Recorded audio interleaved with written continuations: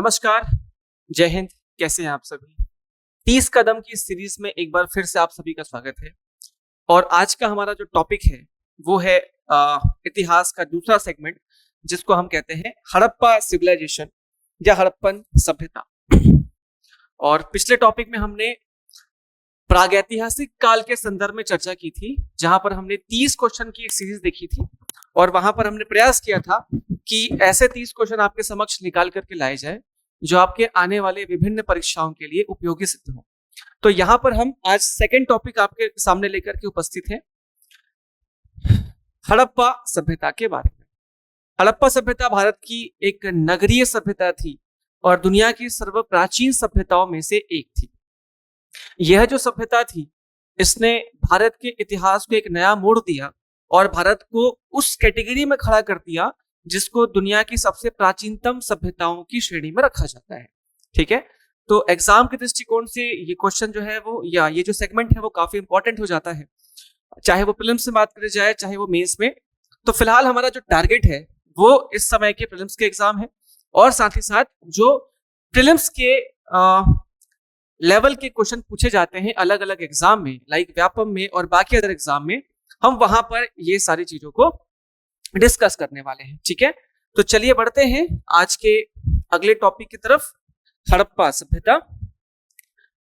और आपके समक्ष ये पहला क्वेश्चन है, आप इसको ध्यान से पढ़िएगा।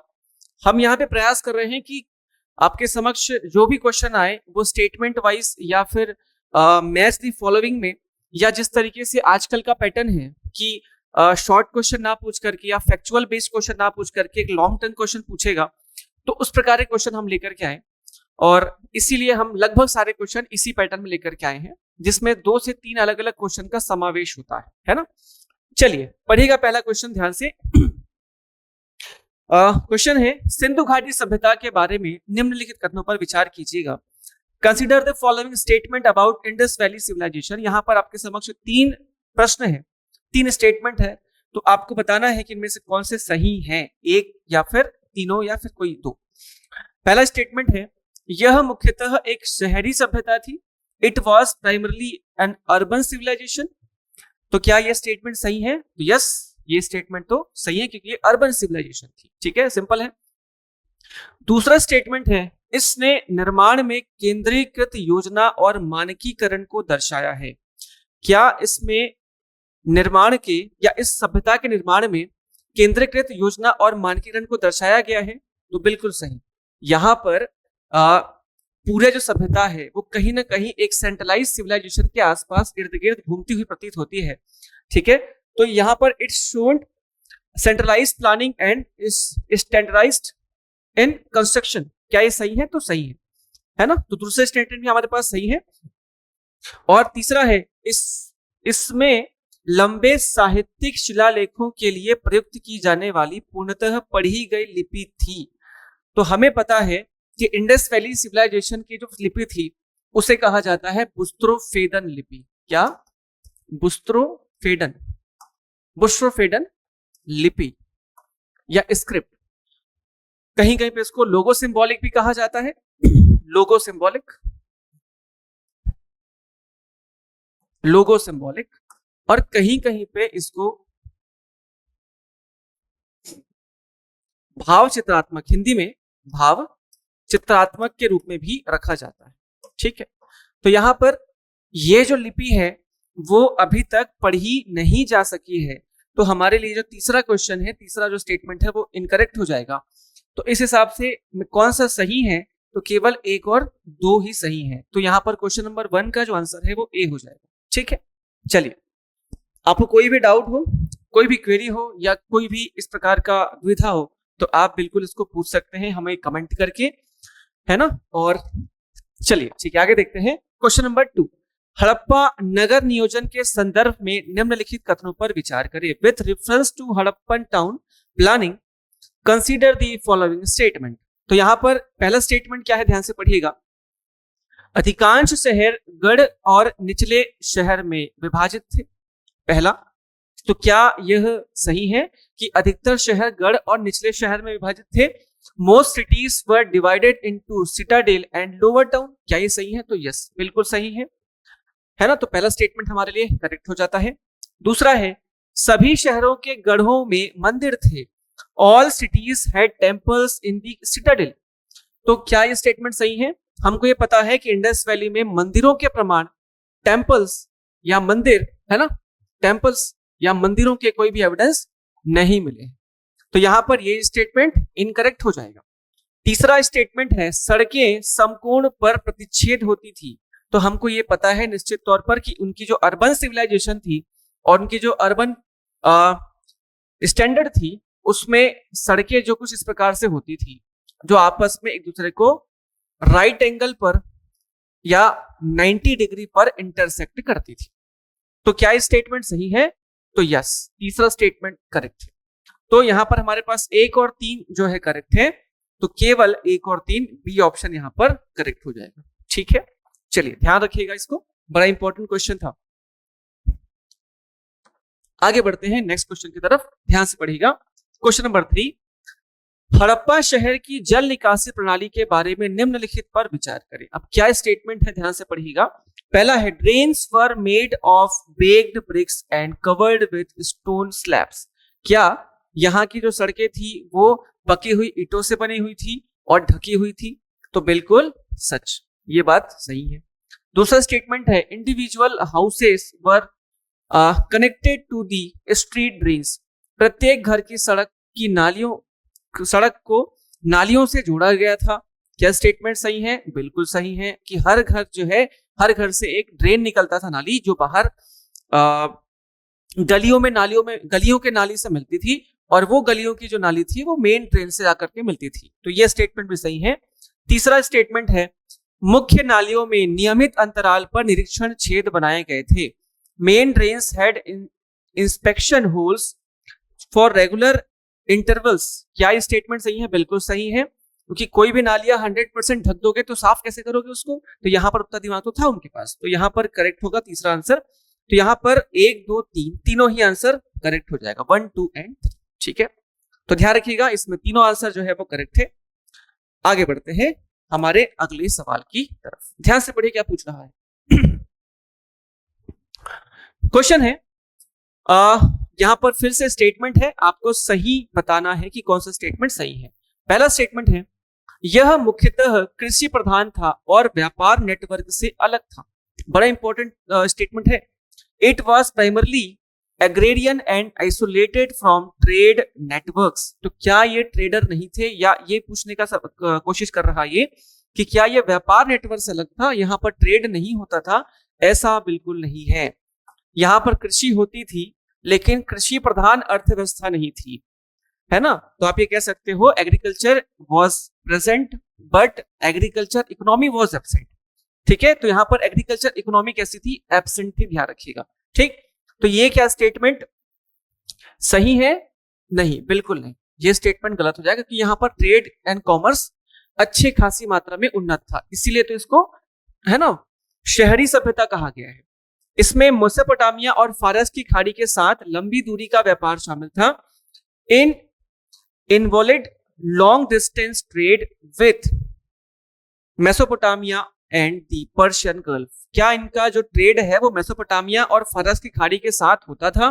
बिल्कुल होता था। तो ये स्टेटमेंट सही है। बहुत सारे अलग अलग एविडेंस इस बात को पुख्ता जानकारी देते हैं, लाइक उनके यहाँ पर हमारे सील्स का मिलना और उनके सील्स जो है हमारे यहाँ पर मिलना, ये ट्रेड का ही एग्जाम्पल है। इसके बाद यह वस्तु विनिमय पर आधारित था और इनमें कोई मानकीकृत भार नहीं था। It was based on barter and had no standardised wait.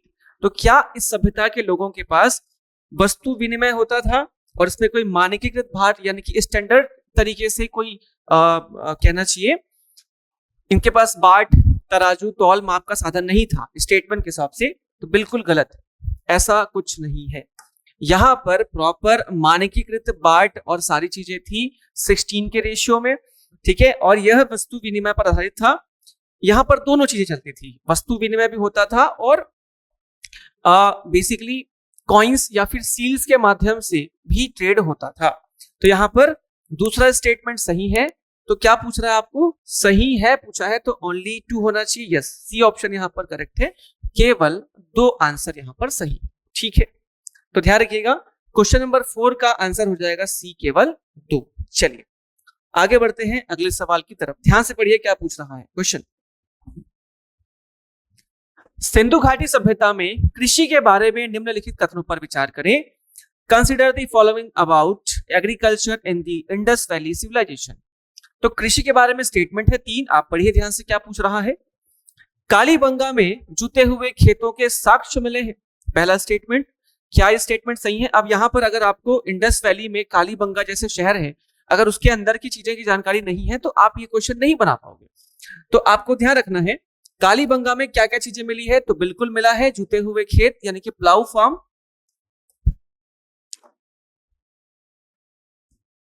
Plough farm मिले हैं, तो बिल्कुल मिले हैं। ठीक है, इसके अलावा और बहुत सी चीजें मिली है, अग्नि वेदिका के प्रमाण मिले हैं। ठीक है, चना और सरसों के एविडेंस मिले हैं, कच्ची ईंटों के घर मिले हैं, बहुत सारे एविडेंस यहां से मिले हैं। ठीक है, तो कालीबंगा में जूते खेती के साक्ष्य मिले हैं, तो बिल्कुल स्टेटमेंट करेक्ट है। ठीक है, सेकंड स्टेटमेंट है there is no evidence of irrigation canals. सिंचाई नहरों का कोई साक्ष्य नहीं है। देखिए इनकी जो सभ्यता थी कृषि के लिए मेनली बाढ़ के पानी पर और वर्षा के पानी पर निर्भर थी, और कृषि के लिए प्रॉपर नहरों का कोई जाल नेटवर्क नहीं बिछाया गया था। लेकिन ऐसा भी नहीं है कि ये नहरों का प्रयोग नहीं करते थे। कालीबंगा में, इसके अलावा धोलावीरा में ऐसे कुछ कुछ जगह हैं जहां पर एक छोटी नालियों का प्रमाण मिलता है जो सिंचाई के लिए यूज किया गया था। तो अगर आप हल्का सा भी इसको लें तो ये स्टेटमेंट गलत हो जाएगा कि कोई साक्ष्य नहीं है, तो ऐसा बिल्कुल नहीं है, थोड़े बहुत साक्ष्य तो मिले हैं। तो स्टेटमेंट 2 है ना, करेक्ट नहीं है। फिर तीसरा स्टेटमेंट क्या है, हड़प्पा वासियों को कपास की जानकारी भी नहीं थी। Cotton was not known to the Harappans. तो क्या उनको कॉटन की जानकारी नहीं थी? बिल्कुल गलत। कॉटन का, कपास का पहली बार प्रयोग तो इन्होंने ही किया था, वो भी पूरी दुनिया में। तो ये तो ओरिजिनेटर है कपास के, तो ध्यान रखिएगा। ठीक है, इसीलिए तो इनका नाम क्या पड़ा, इनका नाम पड़ा था सिंडोन। यूनानी इन्हें क्या कहते थे, सिंडोन कहा करते थे, सिंडोन। तो ध्यान रखिएगा कपास का नाम था यूनान में एसेंडन, और इसीलिए कपास का ट्रेड करने वाले सिंडोन के नाम से जाने जाते थे। तो यहां पर हड़प्पा वासियों को कपास की जानकारी नहीं थी, ये स्टेटमेंट इनकरेक्ट है। तो पहला करेक्ट है, दूसरा इनकरेक्ट है, तीसरा इनकरेक्ट है। तो ऑप्शन में ओनली 1 आना चाहिए, केवल 1 सही है। ठीक है, तो आप ध्यान रखिएगा क्वेश्चन नंबर 5 का आंसर क्या है, सी, केवल 1। चलिए आगे बढ़ा जाए अगले सवाल की तरफ। क्वेश्चन है, ध्यान से पढ़िएगा, हड़प्पा धर्म के संदर्भ में निम्नलिखित कथनों पर विचार करें। With reference to Harappan religion consider the following statement. अब यहां पर आपको स्टेटमेंट बताना है कि यहां पर अंधविश्वास से संबंधित स्पष्ट पुरातात्विक साक्ष्य मौजूद है। There is clear archaeological evidence of superstition. अब यहां पर अंधविश्वास के बारे में ऐसा ज्यादा जानकारी नहीं है, लेकिन यहां पर आप देखोगे कुछ ताबीज मिले हैं, ताबीज यानी कि एमुलेट्स। ठीक है, इसके अलावा एनिमल सैक्रिफाइस के एविडेंस मिले हैं। तो ये सारी चीजें क्या है, ये अंधविश्वास का ही साक्ष्य है। तो आप इसको राइट आंसर में ले सकते हो। पहला स्टेटमेंट सही है। दूसरा, Pashupati like figure have been found on seal. Pashupati जैसी आकृतियां पाई गई है, तो बहुत जगह पे पाई गई, 3-4 जगह पर, तो ये स्टेटमेंट भी सही है। और उर्वरता और प्रकृति की पूजा प्रचलित थी। क्या इनके समय पर प्रकृति पूजा प्रचलित थी? बिल्कुल सही। तो इनके समय पर उर्वरता की देवी के एविडेंस मिले हैं हड़प्पा से। ठीक, प्रकृति पूजा के तो बहुत से एविडेंस मिले हैं, लाइक पीपल की पूजा, जल की पूजा, अग्नि की पूजा, अग्नि वेदिका का मिलना है ना, स्वास्तिक का मिलना जो कि सूर्य पूजा का प्रमाण है। तो ये सारी चीजें जो है वो किसको दर्शाती है, प्रकृति पूजा को दर्शाती है।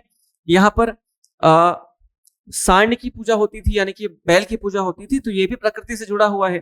तो इस हिसाब से 1 2 3 तीनों विकल्प यहां पर सही होंगे, उपरोक्त सभी, ऑल ऑफ दी अबव। तो डी ऑप्शन इसमें करेक्ट होगा।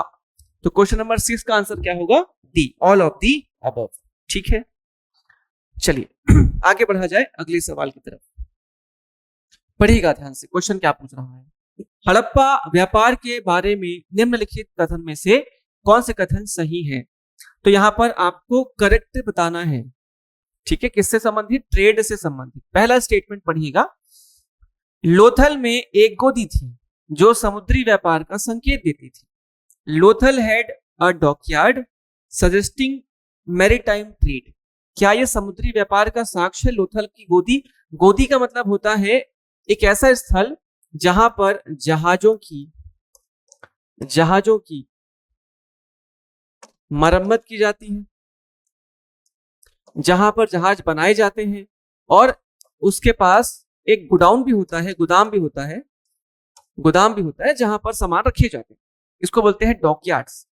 तो क्या ये डॉकयार्ड जो है समुद्री व्यापार का संकेत देती है? तो बिल्कुल सही देती है। ठीक है, तो यहां पर समुद्री व्यापार होता था, तो पहला स्टेटमेंट एक करेक्ट स्टेटमेंट है। दूसरा स्टेटमेंट क्या है? मानकीकृत भार का प्रयोग किया गया अधिकतर के आधार में 16 में थे। Standardised weight were used mostly based 16। तो क्या यहां पर स्टैंडर्डाइज्ड वेट्स मौजूद थे और उनके जो बेस था वो 16 के रेशियो में था? ये भी स्टेटमेंट करेक्ट थे। 16 है ना, 32 64 ऐसे करके उनके वेट के माप होते थे। ठीक है, जिसके एविडेंस आपको कहां से मिलेंगे?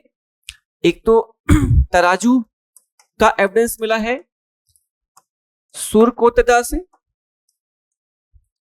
और लोथल से आपको मिला है ये वेट्स मिले हैं। कहां से? लोथल से। तो दूसरा स्टेटमेंट भी यहां पर करेक्ट हो जाएगा। तीसरा स्टेटमेंट क्या कह रहा है? हड़प्पा वासी चांदी से बने सिक्कों का प्रयोग करते थे। तो यहां पर चांदी का प्रयोग तो होता था, लेकिन चांदी का प्रयोग कॉइन्स के लिए बिल्कुल नहीं होता था। तो ये स्टेटमेंट करेक्ट नहीं है, इनकरेक्ट। हड़प्पा में चांदी का प्रयोग कॉइन्स के रूप में, सील के रूप में नहीं हुआ है। तो सही उत्तर का चयन करें। क्या बताना है हमको? सही बताना है। 1 और 2 सही है, तो यहां पर फर्स्ट सेकंड 1 और 2, ऑप्शन नंबर 1 ए जो है इसमें करेक्ट आंसर है। ठीक है, चलिए आगे बढ़ते हैं अगले सवाल की तरफ। क्वेश्चन नंबर 8, ध्यान से पढ़िए। क्वेश्चन नंबर 8 क्या पूछ रहा है? हड़प्पा के लिपि से संबंधित निम्न कथनों पर विचार करें। अब यहां पर ध्यान देने वाली बात यह है कि हमने अभी पढ़ा है हड़प्पा सभ्यता के लिपि के बारे में, और उनकी जो लिपि है उसे क्या कहा गया है? बुस्त्रोफेदन लिपि कहा गया है। उनकी लिपि को क्या कहा गया है? बुस्त्रोफेदन लिपि कहा गया है। मैंने अभी बताया था बुस्त्रोफेदन या पिक्टोग्राफी।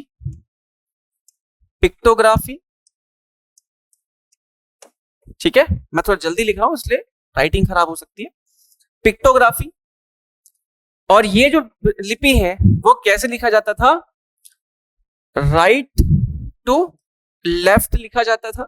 फिर ये लेफ्ट से नीचे उतरता था, राइट टू लेफ्ट, फिर लेफ्ट से नीचे उतरेगा, फिर वो लेफ्ट टू राइट, फिर ये निकलता था इस साइड से वापस। तो ये इस प्रकार से है ना, ये स्नैक बनाते हुए चलता था, स्नैक वे में।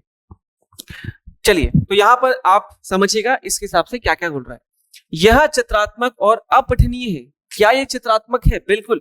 इसमें अलग अलग प्रकार के पशुओं की आकृति है, इसमें मछलियों की आकृति है, सबसे ज्यादा मानवों की आकृति है, मगरमच्छ वगैरह छोटे मोटे जीवों की आकृति है।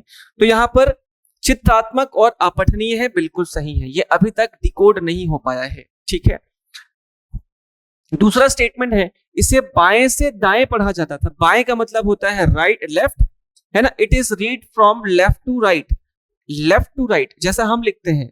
तो ये स्टेटमेंट गलत है, ये left to right, right to left दोनों होता था। ठीक है, और तीसरा अधिकांश अभिलेख मुहरों और मिट्टी के बर्तन पर पाए गए हैं। ये स्टेटमेंट तो सही है, क्योंकि अधिकतर जो है वो मिट्टी के मुहरों में पाए गए हैं, बर्तनों में लिखे गए हैं। कुछ जगह से प्रॉपर एक साइन बोर्ड मिला है। लाइक एक जगह आपको मैं बताऊं, धोलावीरा, धोलावीरा से एक साइन बोर्ड मिला है जिसमें 10 अक्षर लिखे गए हैं। यह अभी तक का सबसे बड़ा एविडेंस है वहां की लिपि का। तो 10 अक्षर मिले हैं वहां पर। तो और बाकी जो चीजें मिली है वो सील्स में है, और या तो फिर टैबलेट्स में है, या तो फिर पॉटरीज में है। तो यहाँ पर स्टेटमेंट जो है वो सही है। तो यहाँ पर हमारे पास पहला स्टेटमेंट सही है, दूसरा स्टेटमेंट गलत है, तीसरा स्टेटमेंट सही है। 1 और 3, C option is correct answer. ठीक है, यहाँ पर सी आंसर जो है करेक्ट है ना। तो ये आंसर याद रखिएगा, जो स्टेटमेंट है वो याद रखिए। बहुत इंपॉर्टेंट क्वेश्चन आने वाले समय में आपके लिए बनाया जा सकता है। ठीक है, चलिए आगे बढ़ते हैं अगले सवाल की तरफ। क्वेश्चन नंबर 9 क्या पूछ रहा है? हड़प्पा दफन, दफन का मतलब यहाँ पर जो दफनाने की प्रक्रिया है उसकी बात कर रहा है। हड़प्पा दफन प्रथाओं के बारे में निम्नलिखित कथनों पर विचार करें। Consider the following statements about Harappan burial practices, यानी कि एक प्रकार से यह दाह संस्कार की प्रक्रिया के बारे में बात कर रहा है। और जो दाह संस्कार है उसके बारे में पहला क्वेश्चन ये है, पहला statement, Harappans practised only complete burials, हड़प्पावासी केवल पूर्ण समाधान की प्रक्रिया या प्रथा ही अपनाते थे। क्या केवल यहां पर कंप्लीट ब्यूरल सिस्टम था? बिल्कुल नहीं। यहां पर एक तो आपको जलाए जाने की एविडेंस मिलेंगे, ठीक है, दूसरा आपको मिलेगा अर्ध समाधि, अर्ध समाधि, और तीसरा मिलेगा पूर्ण समाधि, पूर्ण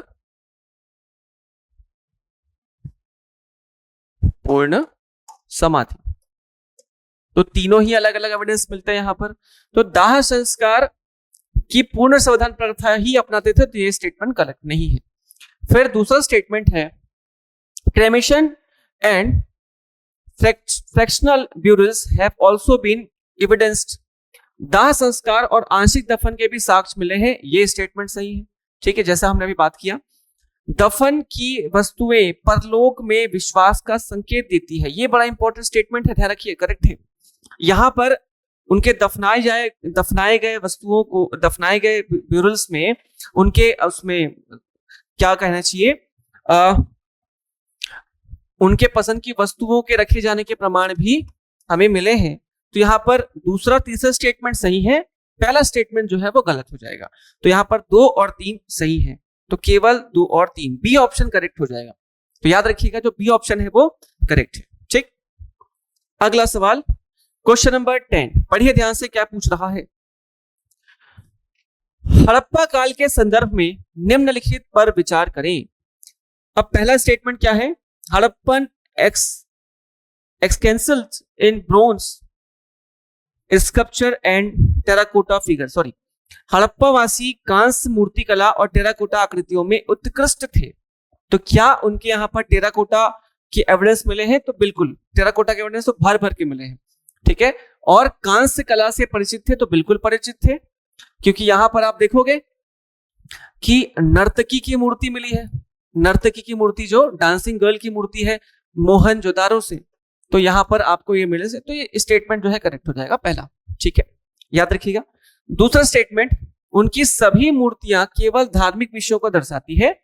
all their sculptures depict religious terms only, sorry themes only. तो यहां पर ध्यान रखना है, तो इनके यहां पर जो मूर्तियां हैं वो धार्मिक तो बिल्कुल नहीं थी, ये कला से संबंधित थी। जैसे डांसिंग गर्ल की मूर्ति है वो डांस को दिखाती है, टेराकोटा कला को दिखाती है, अलग अलग पशुओं की आकृति है, अलग अलग खिलौने की आकृति है, अलग अलग टॉय कार्ड्स है। तो ये सारी मूर्तियों का ही पार्ट है। तो यहां पर ये स्टेटमेंट जो करेक्ट नहीं है, तो दूसरा आप काट दीजिए। तीसरा स्टेटमेंट है, उनकी मूर्तियों में उच्च स्तर की यथार्थवादिता थी। यथार्थवादिता का मतलब ये है कि जैसा जो है उसको वैसा ही प्रदर्शित किया जाए। ठीक है, तो यहां पर ध्यान रखिएगा, तीसरा स्टेटमेंट सही है। तो केवल 1 और 3 यहां पर सही होना चाहिए ऑप्शन में, 1 2 1 और 3, बी ऑप्शन इसमें करेक्ट हो जाएगा। याद रखिएगा, B option is correct for question number 10। आगे बढ़ते हैं अगले सवाल की तरफ। क्वेश्चन नंबर 11, ध्यान से पढ़िएगा क्या पूछ रहा है। हड़प्पा के अन्न भंडारों के संबंध में निम्नलिखित कथनों पर विचार करें। Consider the following statement regarding Harappan granaries.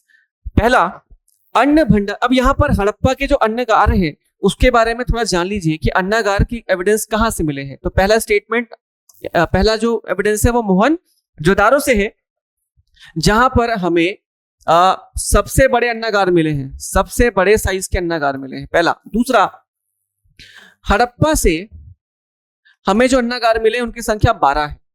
वो एक रो में है, 2 रो में है, एक ऐसे करके 2 रो में है, एक के आगे एक, इधर 6 है, इधर 6। तो ऐसे हड़प्पा के क्या मिले हैं वहां पर एविडेंस। तो ध्यान रखना। अब पढ़ते हैं क्वेश्चन क्या पूछ रहा है। अन्न भंडार हमेशा गढ़ के पास स्थित होता था, गढ़ यानी कि सिटाडेल। तो ऐसा स्टेटमेंट आपको इनकरेक्ट लेना है। क्यों? क्योंकि ये जितने भी अन्नागार थे वो कहां पर स्टैब्लिश होते थे? रिवर्स यानी कि नदियों के पास होते थे। और नदियों के पास होने का कारण ये था कि वो चाहते थे कि इनमें ट्रेवल का टाइम पीरियड कम हो और कन्वीनियंस हो नदी से निकाले। ट्रेवलिंग यहां पर किसमें होती थी? नदियों में ज्यादा होती थी। तो नदियों से निकाला जाए, है ना, नदियों से सामान निकाला जाए और तुरंत क्या कर लिया जाए, उसको अन्नागार में डाल दिया जाए।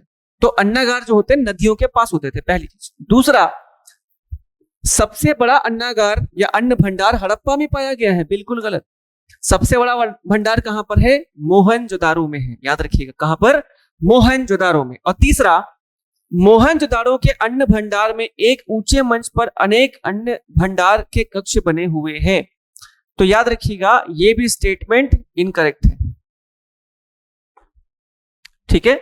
अन्न भंडार हमेशा गढ़ के पास स्थित होते थे, बिल्कुल इनकरेक्ट। सबसे बड़ा अन्न भंडार हड़प्पा में पाया गया है, इनकरेक्ट, ये मोहनजोदारो में था। और मोहनजोदारो के अन्न भंडार में एक ऊंचे मंच पर अनेक भंडारगण, तो ये जो स्टेटमेंट है वो किसके लिए सही होगा? ये हड़प्पा के लिए सही होगा, अगर हड़प्पा कर दे तो, हड़प्पा शहर में, है कि नहीं। तो यहां पर तीनों स्टेटमेंट गलत है। और इनमें से कौन से सही है पूछा है, तो यहां पर तीनों स्टेटमेंट जो है वो इनकरेक्ट है। तो इसमें थोड़ा सुधारना पड़ेगा, है ना। ये उपरोक्त के सभी गलत है कर देना। उपरोक्त के all of the above are incorrect, all of the above are incorrect, ठीक है। तो इनमें से सारे स्टेटमेंट जो है वो गलत है, ठीक। चलिए आगे बढ़ते हैं अगले सवाल की तरफ। क्वेश्चन है 12वां, क्या पूछ रहा, ध्यान से पढ़िएगा। मोहनजोदारो के बारे में निम्नलिखित कथन में से कौन से कथन सही है पूछा है। पहला है, it had the largest number of seals with inscription. अब यहां पर मोहनजोदारो जो शहर है उसके बारे में क्वेश्चन है ना, ध्यान रखिएगा, शहर की बात कर रहा है। तो इनमें शिलालेख के साथ मुहरों की संख्या सबसे अधिक पाई गई थी। तो ये स्टेटमेंट तो सही है, सबसे ज्यादा यहीं पे पाई गई है, ठीक है। नहीं सॉरी, ये स्टेटमेंट इनकरेक्ट है, क्योंकि ये जो है हड़प्पा में पाई गई है सबसे ज्यादा। कहां पर? हड़प्पा में, पहला, ये इनकरेक्ट है। दूसरा, यहां पाया गया महान स्नानागार अनुष्ठानिक शुद्धता प्रथाओं का संकेत देता है। The great bath found here suggest ritualistic purity practices. तो ये तो सही है। यहां पर ये जो विशाल अन्नागार के एविडेंस मिले हैं वो यहाँ पे अनुष्ठान को दर्शाता है, धार्मिक अनुष्ठान को। तो ये बात सही थी। इसके बाद तीसरा स्टेटमेंट है, इस स्थल से सूती वस्त्र उत्पादन के साक्ष्य मिले हैं। तो सूती वस्त्रों के प्रमाण तो यहां से हमको मिले हैं। तो यहां पर 2 और 3 सही है, पहला जो है वो गलत है। तो ऑप्शन नंबर बी देखिएगा, केवल 2 और 3, ओनली 2 एंड 3, ठीक है। तो क्वेश्चन नंबर 12 का जो आंसर है ओनली 2 एंड 3 हो जाएगा। चलिए आगे बढ़ते हैं अगले सवाल की तरफ। क्वेश्चन नंबर 13 क्या पूछ रहा है समझिएगा। धोलावीरा के बारे में निम्नलिखित कथन पर विचार कीजिएगा, क्या सत्य है बताना है। विच of the following is true about Dholavira. Dholavira शहर कहां पर है, याद रखिएगा, खादेरपेट द्वीप, गुजरात, ठीक। Statement first, it had a unique 3 part town division. इनमें 3 भागों वाला एक अनोखा नगर विभाजित था, बिल्कुल सही। ये जो शहर था वो 3 पार्ट में डिवाइड था।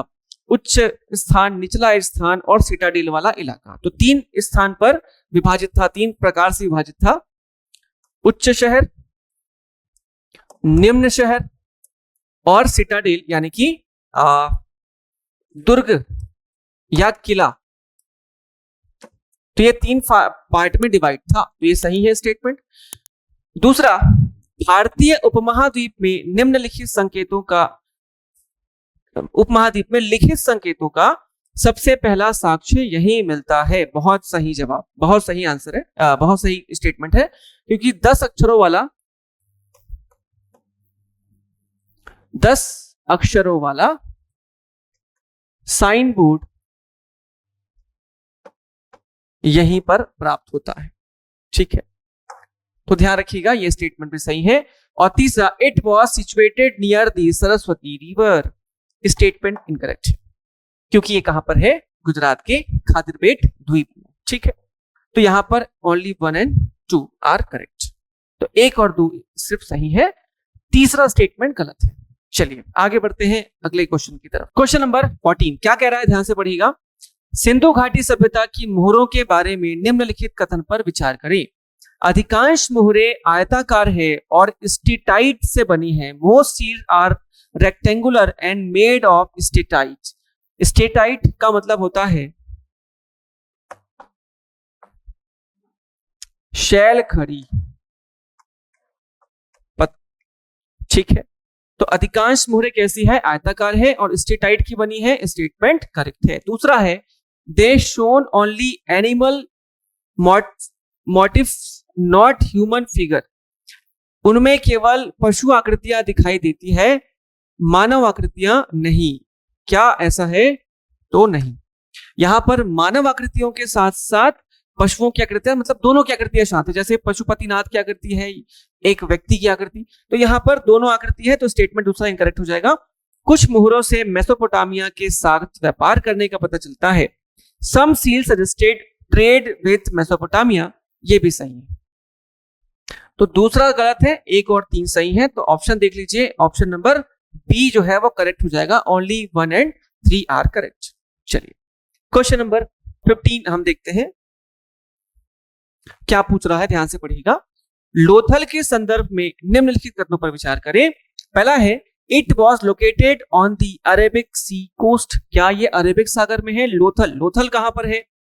तो लोथल जो है वो गुजरात में है, और गुजरात कहां पर है? अरब सागर के तट पर, तो स्टेटमेंट तो सही है। दूसरा, इसमें एक गोदाम और एक गोदी थी। It had a warehouse and dockyard. क्या ये सही है? बिल्कुल सही है, क्योंकि ये जो पूरा ट्रेड करने के लिए हब था और वहां पे जो बड़े बड़े नाव आते थे वो यही रुकते थे, तो ये जहाजों की गोदी के साथ ये बहुत बड़ा शहर था। स्टेटमेंट 2 करेक्ट है। तीसरा, यह पूर्णतः अंतर्देशीय स्थल था जिसका कोई व्यापारिक महत्व नहीं था। बिल्कुल गलत। ये कैसा था? तो ये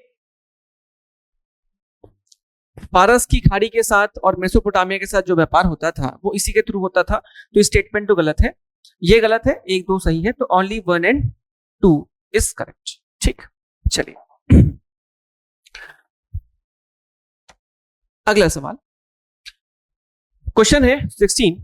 कालीबंगा के बारे में आपको सही कथन बताने हैं। तो स्टेटमेंट क्या है? यह सबसे पहले ज्ञात जुते हुए खेतों का साक्ष्य प्रदान करता है। तो क्या कालीबंगा से जुते हुए खेतों के साक्ष्य मिले हैं? वो भी सर्वप्रथम, यस, बिल्कुल सही। ठीक है, तो it provided evidence of earliest known ploughed field, सही है। दूसरा, यहां अग्नि वेदियों और संभावित अग्नि अनुष्ठानों के साक्ष्य मौजूद हैं। तो कालीबंगा से हमने पहले ही बताया था कि यहां पर अग्नि वेदिका यानी कि फायर एल्टर्स मौजूद हैं, तो ये स्टेटमेंट भी सही है। और तीसरा है, the city had elaborate drainage like Mohenjodaro. Mohenjodaro की तरह विस्तृत जल निकासी की व्यवस्था यहां पर थी, तो नहीं, यहां पर जल निकासी की व्यवस्था थी लेकिन मोहनजोदारो के जैसे नहीं थी, तो यहां पर केवल 1 और 2 इसमें सही होगा, तो केवल 1 और 2 आंसर इसमें सही होगा। क्वेश्चन नंबर 16 याद रखिएगा। ठीक, चलिए क्वेश्चन नंबर 17। हड़प्पा के बाट और माप से संबंधित निम्नलिखित पर विचार करें। With respect to Harappan weight and measures consider the following. पहला, उन्होंने 1, 2, 4, 8, 16 जैसी बाइनरी प्रणालियों का पालन किया था, हमने पहले चर्चा किया था। यस, बिल्कुल करेक्ट है। बाटों को घनाकार आकार में पॉलिश किए हुए पत्थरों से बनाया गया था। Weights were made of polished stone in cubical shapes. क्या स्टेटमेंट सही है? बिल्कुल। इनके जो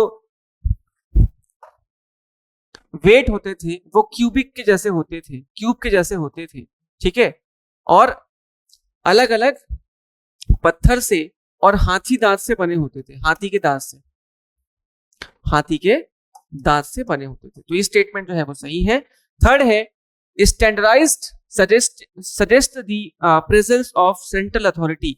मानकीकरण से केंद्रीय प्राधिकरण की उपस्थिति का पता चलता है। तो ध्यान रखिएगा, कोई भी सभ्यता में अगर स्टैंडर्ड सील्स मिले हैं तो स्टैंडर्डाइजेशन करने का पावर जो है वो सबके पास तो नहीं हो सकता, किसी ना किसी सेंट्रलाइज्ड अथॉरिटी के पास होगा। तो इसका मतलब ही ये है कि यहां पर ये स्टेटमेंट भी सही है। तो ऑप्शन नंबर डी, उपरोक्त सारे जो है स्टेटमेंट करेक्ट हैं। ठीक है, चलिए याद रखिएगा 1, 2 and 3 all are correct. Next question है क्वेश्चन नंबर 18। निम्नलिखित में से कौन हड़प्पा सभ्यता में उन्नत हाइड्रोलिक इंजीनियरिंग का संकेत देता है? हाइड्रोलिक इंजीनियरिंग का मतलब जहां पर पानी का प्रयोग किया गया है मशीनरी की तरह। पहला, ग्रेट बाथ की उपस्थिति, यहां पर पानी का प्रयोग हुआ है हाइड्रोलिक के रूप में, बिल्कुल है ना। Use of main holes in drainage system, जल निकासी प्रणाली में मेन होल का प्रयोग, बिल्कुल सही। और तीसरा, evidence of canal irrigation at Dholavira, Dholavira में नहर सिंचाई के साक्ष्य का मिलना। ये तीनों ही हाइड्रोलिक इंजीनियरिंग का एग्जाम्पल है। ठीक है, तीनों के एविडेंस वहां से मिले हैं। तो यहां पर उपरोक्त के अगेन फिर से 1, 2, 3 ऑल आर करेक्ट। ठीक, चलिए क्वेश्चन नंबर 19 की तरफ आगे बढ़ते हैं। पढ़िए ध्यान से क्या पूछ रहा है। तो क्वेश्चन 19 है, हड़प्पा वासियों की सामाजिक संरचना के संदर्भ में विचार करें with reference to the social structure of Harappan consider. पहला स्टेटमेंट है, there is earlier evidence of social stratification, यानी कि सामाजिक स्तरीकरण के स्पष्ट प्रमाण मौजूद हैं। क्या हम ये कह सकते हैं वहां पर कि सामाजिक स्तर, यानी कि चाहे वो जाति के संबंध में हो, चाहे वो वर्ण व्यवस्था के संबंध में हो, क्या वो एविडेंस मिले हैं? तो सीधे तौर पर तो नहीं मिले हैं। ठीक है, पहला। दूसरा, burial practices varied including complete and fractional burials, यानी कि दफनाने की प्रथाएं विविध थी जिनमें पूर्ण और आंशिक दफनाना भी शामिल था, ये हमने पढ़ा, ये सही है। और तीसरा है, there is strong evidence of मूर्तियों में patriarchal society from the figures, यानी कि मूर्तियों से प्रजासत्तात्मक समाज के मजबूत सबूत मिले हैं। इनकरेक्ट, ये तो बहुत बेसिक था क्योंकि ये सभ्यता जो है वो मातृ सत्तात्मक थी, ये तो आपको सबको पता होगा। तो यहां पर ये गलत है, ये गलत है, दूसरा सही है, तो केवल 2 यहां पे ऑप्शन सही हो जाएगा। तो क्वेश्चन नंबर 19 का आंसर है ओनली बी। ठीक है, चलिए देखते हैं अगले सवाल की तरफ आगे बढ़िए, ध्यान से पढ़िएगा। क्वेश्चन है, बनावली के बारे में आपको कुछ बातें दी गई हैं, उसमें सत्य कथन क्या है आपको बताना है। इसमें पूर्व हड़प्पा और हड़प्पा दोनों परतें हैं। It has both pre Harappan and Harappan layers. ये हड़प्पन लेयर का मतलब आप समझिएगा कि कोई भी सभ्यता जो है उनके 3 स्टेज होते हैं, 3 स्टेज होते हैं। पहला स्टेज प्री या अर्ली स्टेज, अर्ली हड़प्पन बोल सकते हो, जिसमें वो डेवलप नहीं हुई है, वो शुरुआती स्तर पर। ठीक है, दूसरा होता है डेवलप्ड स्टेज, दूसरा जो होता है वो डेवलप्ड स्टेज होता है, यानी कि ऐसा स्टेज जहां पर वो अपने परिपक्वता को प्राप्त कर चुकी है, तो डेवलप्ड स्टेज है ना। और तीसरा होता है जो उसके अवनति का एक वो है, मतलब अवनति का काल है। तो 3 स्टेज होते हैं। इसमें पूर्व और हड़प्पा दोनों के परते हैं, तो बिल्कुल बनावली से हमको ये दोनों एविडेंस मिले हैं, पहले के भी, शुरुआती काल के भी और उसके डेवलप्ड फॉर्म के भी। तो ध्यान रखिएगा ये दोनों के एविडेंस यहां से मिले हैं बनावली। बनावली है कहां पर? हरियाणा। ठीक है, हरियाणा। दूसरा, इसमें टेराकोटा हलों के साक्ष्य मिले हैं।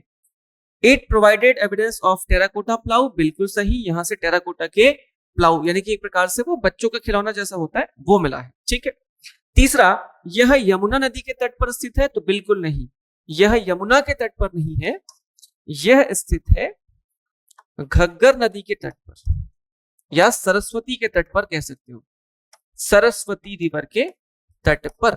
ठीक है, तो हमारे पास 1 और 2 सही है, तीसरा गलत है, तो 1 and 2 इज करेक्ट।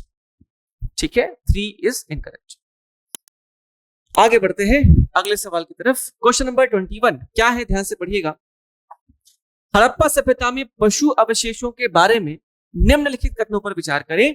ठीक है, पहला स्टेटमेंट है evidence of domesticated dogs, cattle and camels exist. क्या यहाँ पर पालतू कुत्ते, मवेशी और ऊंटों के साक्ष्य मौजूद है? बिल्कुल मौजूद है। हमको यहाँ पर पशुपालन के अच्छे खासे एविडेंस मिले हैं, है ना। एक तो हमें याद रखना है कि बुर्ज होम, बुर्ज होम जो कि कश्मीर में है, वहां से कुत्ते, डॉग और मानव के जॉइंट ब्यूरल्स मिले हैं, एक साथ दफनाए जाने के साक्ष्य, जो कि एक प्रमाण है। ठीक है, दूसरा, सभी हड़प्पा स्थलों पर घोड़े के अवशेष व्यापक रूप से पाए गए हैं। देखिए, अब ये जो चीज है ना वो डिस्प्यूटेड है, जहां पर क्या कहा जाता है, हड़प्पा के एविडेंस आपको सुरकोतदा से मिलेंगे, सुरकोतदा से उसके हड्डियों का अवशेष मिलेंगे। ठीक है, सुरकोतदा से। इसके अलावा लोथल से उसके हॉर्स की एक टेराकोटा मूर्तियां मिली है। ठीक है, और मोहनजोदारो से उसके क्या मिले हैं, दांत मिले हैं। ठीक, तो ऐसे कुछ लिमिटेड एविडेंस मिले हैं, लेकिन यह कहना कि सभी हड़प्पा स्थलों पर घोड़े के अवशेष व्यापक रूप से मिले हैं, यह स्टेटमेंट गलत है। ठीक, तो यहां पर पहला सही है, दूसरा गलत है। तीसरा है एक शिंगी बैल मोहरों पर सबसे अधिक चित्रित पशु है, बिल्कुल सही। ठीक है, यूनिकॉर्न बोलते हैं उसको इंग्लिश में, और आप हिंदी में देखोगे तो एक शिंगी बैल कहा जाता है उसको। द मोस्ट डेपिकेटेड एनिमल ऑन सी, तो तीसरा स्टेटमेंट तो सही है, तो इसमें से 1 and 3 आर करेक्ट। ठीक, चलिए आगे बढ़ते हैं। क्वेश्चन नंबर 22 पढ़िए ध्यान से। निम्न में से किस हड़प्पा स्थल पर अग्नि पूजा के साक्ष्य मिले हैं? Which of the following Harappan site shown evidence of fire worship. तो अग्नि के साक्ष्य का मतलब यह है कि अग्नि हवन कुंड के प्रमाण मिले हैं, कालीबंगा से मिले हैं, लोथल से मिले हैं, मोहनजोदारो से नहीं मिले। तो केवल कालीबंगा से और लोथल से मिले हैं, मोहनजोदारो से नहीं मिले हैं। तो यहां पर आंसर क्या है, 1 और 2 करेक्ट आंसर हो जाएगा। ठीक है, चलिए बढ़ते हैं आगे अपने 23rd क्वेश्चन की तरफ। ध्यान से पढ़िएगा क्या क्वेश्चन पूछा जा रहा है। स्टेटमेंट है हड़प्पा और मेसोपोटामिया के बीच व्यापार के साक्ष्य देता है इनमें से कौन से evidence? Which of the following suggested trade between Harappans and मेसोपोटामियंस। पहला है मेलुहा के मेसोपोटामिया संदर्भ, यानी कि ये जो मेलुहा शब्द है वो मेसोपोटामियन सील्स में उनके एविडेंस में मिले हैं। ठीक है, मेलुहा, तो ये जो मेलुहा शब्द है वो यूज किया जाता था हड़प्पा वासियों के लिए। तो स्टेटमेंट क्या है, करेक्ट है। ठीक है, तो मेसोपोटामियन रेफरेंस टू मेलुहा सही स्टेटमेंट है। दूसरा, मेसोपोटामिया में हड़प्पा कालीन मुहरें मिली है, Harappa seals found in Mesopotamia, बिल्कुल सही है। और तीसरा, समान बाटों और मापों का प्रयोग, यानी कि ये दोनों जो है, क्योंकि दोनों के बीच में ट्रेड होता था, तो ये दोनों अब ट्रेड करेंगे तो अलग अलग मानकीकृत के साथ तो नहीं कर सकते, कहीं ना कहीं उनको एक ट्रेड के लिए एक यूनिफिकेशन चाहिए। तो इसलिए यहाँ पर ट्रेड के समय पर जो सील और बाट यूज होते थे वो लगभग एक समान होते थे, तो इसलिए ये भी सही लिया जाएगा। तो स्टेटमेंट जो है वो सभी सही है। तो क्या पूछा हमको, साक्ष्य देता है तो तीनों देता है, उपरोक्त में से सभी, all of the above correct. ठीक, चलिए आगे बढ़ा जाए। क्वेश्चन नंबर 24 पढ़िए ध्यान से क्या पूछ रहा है। हड़प्पा दफन प्रथाओं के संदर्भ में फिर से यहाँ पर स्टेटमेंट आ चुका है, पूर्णतः दफन ही एकमात्र तरीका था, कब्र में सामान की उपस्थिति, ये लगभग पिछले वाला क्वेश्चन है, थोड़ा रिपीट हो गया है, कोई बात नहीं। पूर्णतः दफनाना ही एकमात्र तरीका था, हमने पहले देखा है कि ऐसा कुछ नहीं है, और भी तरीके हैं। कब्र में सामान की उपस्थिति से पुनर्जन्म में विश्वास होता था, ठीक है। और हड़प्पा संस्कृति में द्वितीयक शवाधान अनुपस्थित थे, ये भी गलत है, उपस्थित थे। तो केवल इसमें 2 है करेक्ट। ठीक है, ये रिपीट हो गया है तो याद रख लीजिएगा, कोई बात नहीं। चलिए, हम ध्यान नहीं दे पाए, आगे से ध्यान रखेंगे कोई क्वेश्चन रिपीट ना हो। ठीक, क्वेश्चन नंबर 25, हड़प्पा धातु विज्ञान के बारे में निम्नलिखित कथनों में से कौन से कथन सत्य हैं? Which of the following is are true about Harappan metallurgy? Metallurgy के बारे में पूछ रहा है, तो ध्यान से पढ़िए स्टेटमेंट क्या पूछ रहा है। पहला स्टेटमेंट है, हड़प्पा वासी औजारों और हथियारों के लिए लोहे का प्रयोग करते थे। तो क्या यहाँ पर लोहा मिला है? बिल्कुल नहीं। लोहा तो हमें जाकर के वैदिक काल के आसपास मिलना प्रारंभ होता है, उत्तर वैदिक काल के आसपास। ठीक है, तो स्टेटमेंट तो करेक्ट नहीं है। दूसरा, कांसा, तांबे और टीन के मिश्रण से बनाया जाता था। बिल्कुल सही है ना, ये तो आज भी बनाया जाता है।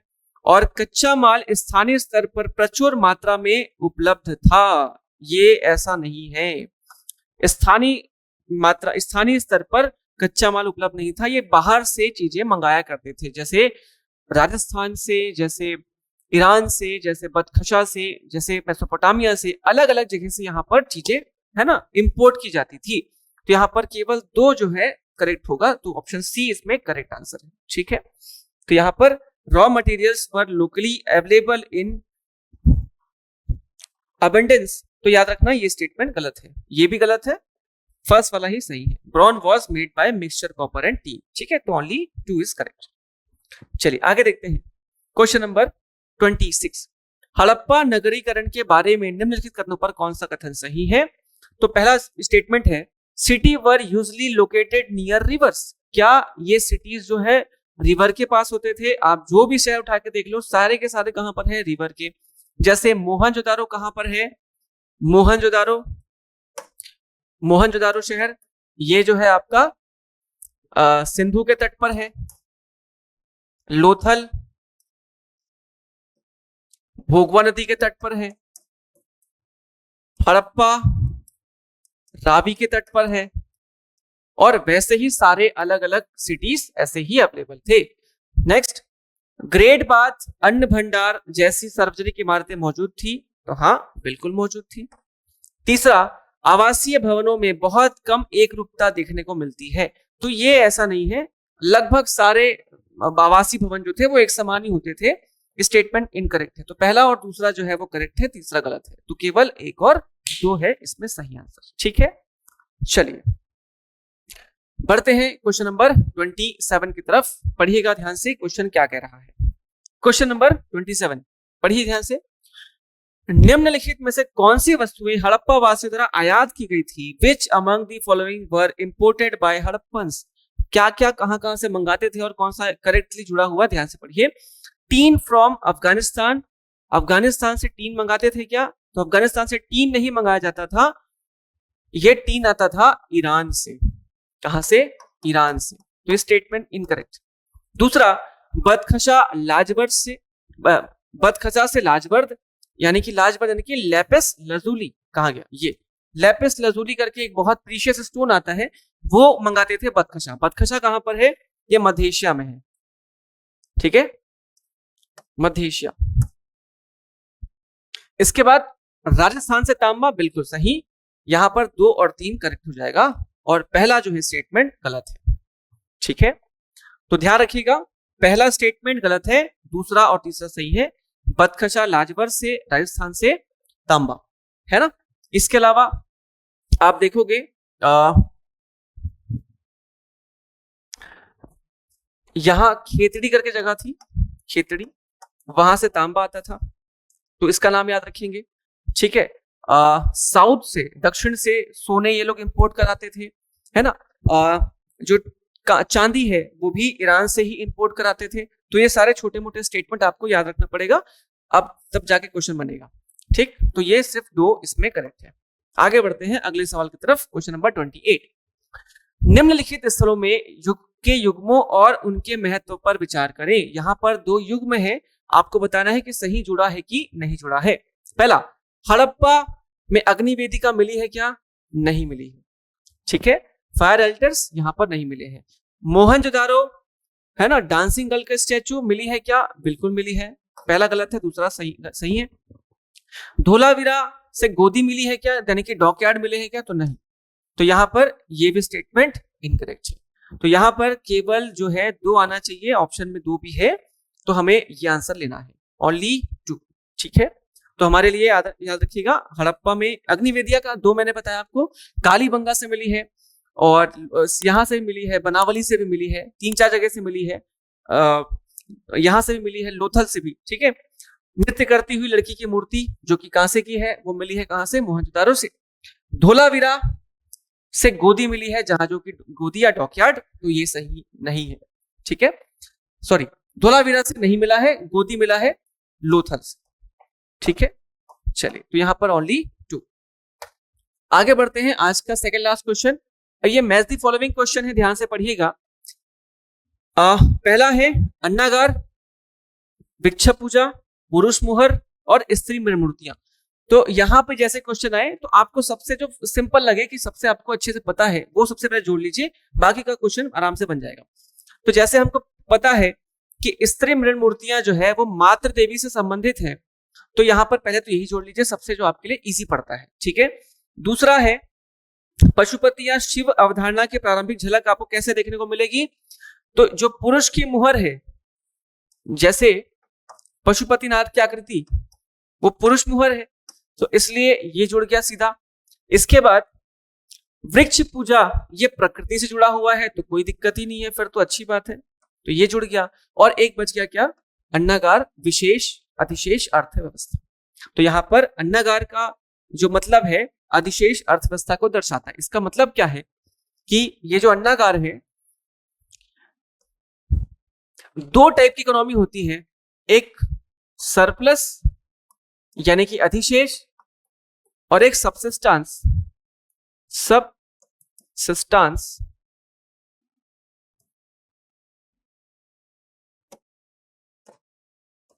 सबसिस्टेंस इकोनॉमी, ये 2 प्रकार की इकोनॉमी होती है।